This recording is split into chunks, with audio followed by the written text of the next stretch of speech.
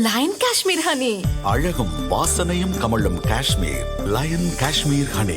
அசல் தேன் அசந்தேன். குக்கரி சேனலை பார்த்து யார் வேணாலும் சமையல் பண்ணலாம். ஆனா சுவையான சமையல் பண்றது எப்படி?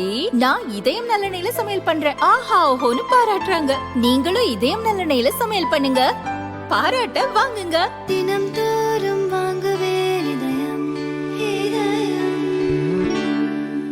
தமிழக மருத்துவ சேவை கழகம் சார்பில் மருந்துகள் கொள்முதல் செய்யப்பட்டு அரசு ஹாஸ்பிட்டல்களுக்கு வழங்கப்படுகின்றன. தேவைப்படும் போது வெளிச்சந்தையில் கொள்முதல் செய்யவும் அனுமதி அளிக்கப்பட்டுள்ளது. ஆனால் பிரதான அரசு மருத்துவக் கல்லூரி மருத்துவமனைகள் மற்றும் பல்நோக்கு மருத்துவமனைகளில் இதயம், சிறுநீரகவியல் உள்ளிட்ட நோயாளிகளுக்கான செரிமான பிரச்சினை, கொழுப்பு பாதிப்புகளுக்கான மாத்திரைகளுக்கு தட்டுப்பாடு ஏற்பட்டுள்ளது. குறிப்பாக அட்டோர்வாஸ்டாடின், நோட்டோசிஸ், டாம்சிலோசின் உள்ளிட்ட மாத்திரை டாக்டர்கள் பரிந்துரை செய்தாலும் அரசு மருத்துவமனைகளில் கிடைப்பதில்லை. வெளிமருந்தகங்களில் வாங்கிக் கொள்ள மருந்தாளுநர்கள் நோயாளிகளை அறிவுறுத்துகின்றனர்.